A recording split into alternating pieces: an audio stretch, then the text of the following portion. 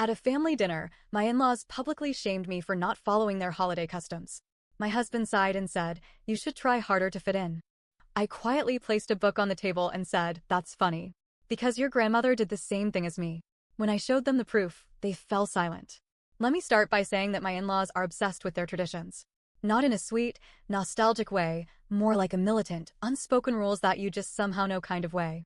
I married into the Preston family 8 years ago. They're an old money family from Boston who act like their last name should be engraved on a monument somewhere. They drop phrases like, "Well, that's just how things are done in this family," like it's the law. I grew up in Pittsburgh, where Christmas meant homemade cookies, mismatched pajamas, and a house full of loud laughter and football playing in the background. The Prestons? Their Christmas is a formal event. 7 p.m. sharp dinner. If you're late, they lock the doors. Every woman wears pearls, yes, even the toddlers. Men carve the goose, women serve dessert. No personal gifts, only donations to the family's legacy projects. Every guest must give a speech about what the Prestons mean to them. I tried for years. I really did. I wore the pearls. I sat through their speeches. I nodded along when they boasted about their generations of refined values. But this year, I just couldn't do it anymore. We arrived at Daniel's parents' house, a massive estate in Cambridge that looks like a museum nobody actually enjoys. The kind of place with a drawing room and a grand staircase that nobody is allowed to use. Dinner started, and as usual, I felt like an outsider at my own family's holiday. The men talked about important matters at one end of the table, while the women discussed social responsibilities. Everything was going fine until the speeches. One by one, each person stood and delivered their annual Preston speech. It was a parade of self-importance and delusion. Being a Preston means upholding the values of dignity and decorum. I am honored to carry the torch of our forefathers. The Preston name has always stood for excellence. You get the idea. When it was my turn, I stood, cleared my throat, and said, "I'm just grateful for good food and good company." Silence. Like, actual silence. You'd think I just announced I'd burned down a historical monument. Daniel's mother, Eleanor, set down her wine glass with the kind of deliberate slowness that tells you you're about to be put in your place. "That's all," she said, tilting her head. "Yes," I said. "That sums it up." Another pause. Then, Eleanor gave me that tight-lipped, rich people smile and said, "Well, it seems some of us don't take traditions seriously." Cue the murmurs. Daniel sighed, rubbed his temples, and muttered under his breath, "You should try harder to fit in." I saw red. I reached into my bag, pulled out a book, and calmly placed it on the table. "That's funny," I said. "Because your grandmother didn't follow these traditions either." Dead silence. A month before Christmas, I found an old family journal while helping Daniel's grandmother, Margaret, clean out her attic. It belonged to Margaret Preston herself. She was the matriarch before Eleanor. Inside, she wrote about how she hated these very same traditions. She wrote about how she was pressured into silence. About how she never felt at home in this family because of these ridiculous expectations. One entry, dated Christmas 1948, stood out. "I refuse to let my husband dictate my role in this family. Christmas is about love, not a rigid schedule. If they cannot accept me as I am, then they do not deserve me at all." Margaret Preston was me. I highlighted that exact passage and bookmarked the page. When Eleanor saw the journal, her face lost all color. Richard, Daniel's father, snatched the book off the table like it was a crime scene report. "Where did you get this?" he snapped. "From your mother's attic," I said. "She gave it to me." Sophie, Daniel's younger sister, grabbed it next. "Holy SHT, asterisk," she muttered as she read the pages. Then she laughed. Laughed. Eleanor was furious. "This is a violation of our family's private history," she hissed. I shrugged. It's the truth. Daniel just stared at his plate, looking like he wanted the ground to swallow him. Other family members started flipping through the journal. Suddenly, the unshakable Preston traditions were looking a lot shakier. Then, Sophie stood up. She unfastened her pearl earrings, set them down on the table, and said, "Well, I guess I don't need these anymore." Chaos. Absolute chaos. Eleanor stormed out. Richard demanded the journal be returned to the family archives. Daniel refused to look at me. Sophie was laughing so hard she was crying. After a few minutes of arguing, I stood up, grabbed my purse, and said, "Merry Christmas, everyone. Enjoy your speeches." Then I walked out. I haven't spoken to Eleanor or Richard since that night. Daniel and I drove home in total silence. He hasn't said much about it, except for one thing. I didn't know she felt that way. I shrugged. Now you do. A few days later, Sophie texted me a picture of her wearing jeans at the Preston estate. The caption? "The revolution has begun." It didn't take long for the fallout to hit. 2 days after Christmas, Daniel's father, Richard, called him. I wasn't in the room, but I could hear every word through the thin walls of our apartment. You need to get that book back. Daniel didn't say anything. Do you hear me, son? That book belongs to this family. We have a certain reputation to uphold. I walked into the room just in time to hear Daniel let out a tired sigh. Dad, it's a journal. It's not some classified document. Richard's voice dropped into that rich people whisper that means I'm about to threaten you, but politely. That book will destroy this family's legacy if it falls into the wrong hands. At that, I snorted. Destroy the legacy? A 75-year-old journal was going to take down the entire Preston dynasty? Daniel ran a hand over his face, clearly exhausted. Dad, I have to go. Before Richard could argue, Daniel hung up. Over the next few days, things got weird. Sophie was still laughing about the whole thing. She texted me updates from the Preston estate, saying Eleanor was acting like she'd been personally attacked by the ghost of Christmas past. Daniel was quieter than usual. He wasn't mad at me, exactly, but he was caught in the middle. Eleanor sent me an email. It was short. Hannah, we need to have a conversation. Come by the house this Saturday. Eleanor, no pleasantries. No, hope you're well. Just a demand. I stared at it for a long time before replying. Eleanor, if you want to talk, we can do it at my place. Hannah, she didn't respond. Then, things escalated. That Friday, Daniel and I went out for dinner. When we got home, there was an envelope taped to our front door. It was thick, cream-colored paper with the Preston family crest. Inside was a formal letter from a lawyer.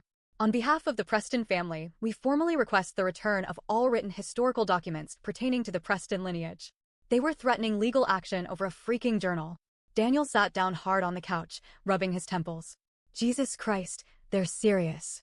I tossed the letter onto the coffee table. What are they going to do, sue me? It's a handwritten diary from 1948. They don't own history. Daniel didn't say anything. His silence bothered me. Tell me you don't agree with them, I said. He let out a breath. I don't know what I think, Hannah. I just know my parents don't let things go. That much was obvious. I crossed my arms. They're treating this like it's a scandal. Like I published some deep, dark secret. But all I did was show that their traditions aren't as old as they pretend they are. Daniel didn't argue. But he also didn't defend me. And that's when I realized something. This wasn't just about a journal. This was about control. 2 days later, Eleanor showed up at our apartment unannounced. She didn't knock. She buzzed our intercom until we let her in. When I opened the door, she was standing there in a perfectly pressed beige coat, looking every bit like she was about to fire me from a job I didn't even have. Daniel was standing behind me, tense. Hannah, she said smoothly. We need to talk. I stepped aside, letting her in. But the second she was inside, she turned to Daniel. Daniel, sweetheart, why don't you go get us some tea? Daniel hesitated. He glanced at me. I gave him a look that said, don't you dare leave me alone with her. I'm fine, I said. Just say what you came here to say. Eleanor folded her hands in front of her. I'm asking you one last time, as a courtesy, to return that journal. I stared at her. And if I don't? She smiled. But it wasn't kind. It was the kind of smile that came right before something awful. Then I'm afraid we'll have to take steps to protect our family's reputation. I felt Daniel tense beside me. Are you seriously threatening me? I asked. Of course not, dear, she said, tilting her head. I'm simply warning you. This could get complicated. I laughed. Complicated? Eleanor, this isn't a murder trial. It's a Christmas diary from 1948. What exactly are you trying to protect? She kept that tight smile. The integrity of our family. Something you don't seem to respect. That's when I realized what she was doing. This wasn't about the journal. It was about breaking me down. She wanted me to submit. She wanted me to feel like an outsider who had to earn my place. I wasn't playing that game. I took a slow step toward her and said, Tell me something, Eleanor. Who do you think has more power here? Me? Or you? Her eyes flickered for half a second, so fast I almost missed it. She knew. She knew that for the first time in her life, she wasn't the one in control. I folded my arms. You can send your lawyers. You can send your threats. But I'm not giving you that journal. And if you push me, I'll make sure it's read by every single person in this family. Her nostrils flared. She knew I meant it. Without another word, she turned on her heel and walked toward the door. But before she left, she paused. You think you've won something, don't you? She said, voice cold. I didn't answer. She gave me one last long look, then walked out. The second the door shut, Daniel let out a breath like he'd been holding it in for hours. Jesus, Hannah. I turned to him. She's not going to let this go, I said. Something's coming. Daniel rubbed his face. Yeah. I know. For the first time, he looked genuinely worried. I don't know what Eleanor's next move is, but I know one thing. This isn't over. For a few days, everything was quiet. Too quiet. Eleanor had backed off. No more calls, no more emails, no more legal threats. But I knew better. Silence wasn't surrender. Silence meant she was planning something. Then it happened. I got a call from Daniel while I was out grocery shopping. Hannah, you need to get home. Now. His voice sounded off. Tight. Like something was really wrong. I abandoned my cart and rushed home. When I walked through the door, Daniel was standing in the living room, holding an envelope. Not just any envelope. A letter from his grandmother. The letter was old. The paper was yellowed at the edges, the handwriting careful and elegant. Daniel handed it to me without a word. I unfolded it and started reading. Dearest Daniel, if you are reading this, it means my time has passed, and there are things you must know. You have likely grown up believing that the Preston name is built on tradition, honor, and respect. But I want you to understand the truth.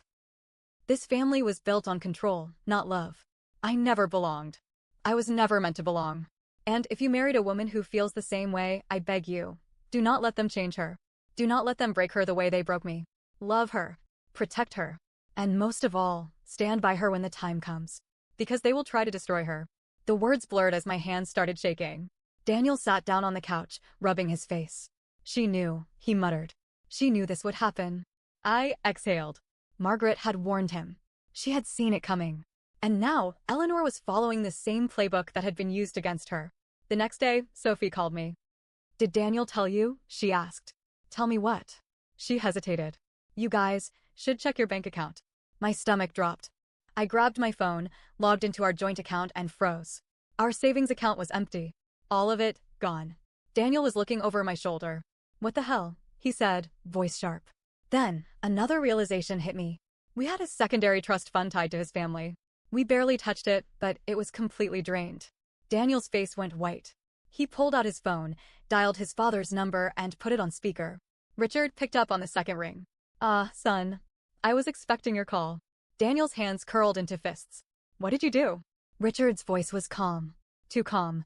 You forced our hand, Daniel. You knew the terms of that trust. It remains in your name only if you uphold the values of this family. Clearly, you've made your choice. I clenched my teeth. This was punishment. Eleanor had lost control over me. So Richard went after Daniel. Daniel's voice was tight. You stole from us. Richard laughed. You disappoint me, son. We didn't steal. You forfeited it. You broke the agreement. I looked at Daniel. He was shaking with anger. So this is what it's about, he snapped. You're trying to make us crawl back? There was a pause. Then Richard said, It's not too late, Daniel. Bring Hannah back in line and we'll fix this. I held my breath, waiting for Daniel to speak. This was his moment. This was when he had to choose. Daniel took a slow breath. When he finally spoke, his voice was clear. Go to hell, Dad. Then he hung up. That night, we sat in the dark living room, processing. We had lost thousands of dollars. Years of savings, gone. I should have been panicked. But instead, I felt something else. Relief. Because Daniel had finally seen them for what they were. We weren't going back. But I also knew one thing for sure. Eleanor wasn't done. And I was going to be ready. The money was gone. Daniel's family had stripped our trust fund, erased our savings, and all but excommunicated us from their version of a perfect life. And yet, despite everything, I knew one thing. Eleanor wasn't done. She hadn't gotten what she wanted. She hadn't broken me. And people like Eleanor never accept defeat. 2 weeks later, the invitation arrived. A hand-delivered envelope, thick ivory paper, gold embossed lettering. Classic Preston style. Daniel and Hannah, you are formally invited to a family gathering at the Preston estate this Saturday. Given recent events, it is time to discuss the future and put misunderstandings behind us. Attendance is expected. Eleanor and Richard Preston. Daniel read it over my shoulder. Attendance is expected, he muttered. Yeah, that sounds like a trap. I exhaled. Yeah, but we're going. Daniel turned to me. Why? I met his eyes. Because Eleanor wants control. And I want to watch her lose it. We arrived at the estate on Saturday evening. The whole Preston family was there. Aunts, uncles, cousins, everyone Eleanor could gather as an audience. Sophie was there, too. She caught my eye from across the room and gave me a tiny, knowing smirk. Dinner was a tense, fake politeness affair. Eleanor, dressed in her usual beige perfection, barely looked at me as the meal dragged on. Then, as the last plates were cleared, she stood. And just like that, the trap was sprung. Eleanor folded her hands and smiled. Now that we are all together, I think it's time we address the recent tension in our family. She turned to me, voice smooth as silk. Hannah, dear, I must admit, I've been hurt by your recent behavior. I said nothing. You've misrepresented this family's traditions. You've misunderstood our intentions. And in doing so, you have created division where there should be unity. Daniel scoffed. Misrepresented? You threatened us, Mom. You drained our accounts. Eleanor barely glanced at him. That money belonged to the family, Daniel. And family loyalty is a privilege, one that must be earned. My hands curled into fists. Daniel let out a sharp, humorless laugh. So that's what this is? A loyalty test. Eleanor finally turned to fully face him. It's about knowing where you belong, Daniel. And then, Richard stood up. We are willing to offer a solution, he said, smooth as ever. A way forward. I already knew what was coming. Hannah, if you are willing to formally apologize, publicly, here and now, for the disruption you've caused, we will reconsider restoring the trust. There it was. A full-circle moment. They wanted me to submit. To stand up in front of this entire family and accept blame for defending myself. To crawl back. I stared at them. Then I stood. Slowly. An apology? I said. For what, exactly? Eleanor tilted her head. For your disrespect. I laughed. Disrespect? You mean exposing the truth? The truth that your own matriarch rejected all of this nonsense. I turned to look at the rest of the family. Has anyone actually read Margaret's journal? No one answered. Of course they hadn't. Eleanor and Richard had made sure of that. So I pulled out the book. Right there at the dinner table. I set it down. The room went dead silent. Margaret hated this, I said, voice clear. She spent her entire life suffocating under your rules. And now, you're trying to do the same thing to me. Eleanor's perfect mask cracked. You do not speak for my mother, she snapped. I tapped the journal. She speaks for herself. I opened to the highlighted passage and began to read. I refuse to let my husband dictate my role in this family. Christmas is about love, not a rigid schedule. If they cannot accept me as I am, then they do not deserve me at all. Eleanor's face twisted. Enough, she snapped. But it wasn't enough. Sophie suddenly stood up. Holy SHT, asterisk, she said, eyes wide. Grandma was one of us. Then, she turned to her parents. You've been lying to us for years. The entire room shifted. Murmurs. Confused glances. Cracks in the foundation. Eleanor clenched her fists. This is irrelevant. My mother was confused in her old age. You are all misunderstanding, Daniel cut her off. Stop it, Mom. You're caught. Eleanor's breathing sharpened. For the first time, she looked afraid. I turned to Richard. So tell me, do I still owe you an apology? His jaw tightened. Watch yourself, Hannah. I smirked. Or what? You'll cut us off? Oh, wait, you already did. The weight of it all settled. The family was turning. The lie was crumbling. Eleanor's eyes burned into mine. She knew. She had lost. She grabbed Richard's arm and whispered something under her breath. Then, without another word, they both left the room. A Preston retreat. The room buzzed. Daniel exhaled, rubbing his face. Jesus Christ, he muttered. Sophie plopped down beside me, grinning. That was the single greatest thing I've ever seen. Daniel looked at me, expression unreadable. We just burned the last bridge, didn't we? I took his hand. No, I said. We built a new one. We left that night free. No more forced traditions. No more pearls. No more speeches. We didn't get our money back. But we didn't need it. Because for the first time since I married into this family, I finally won. And next Christmas? We'd be celebrating in pajamas.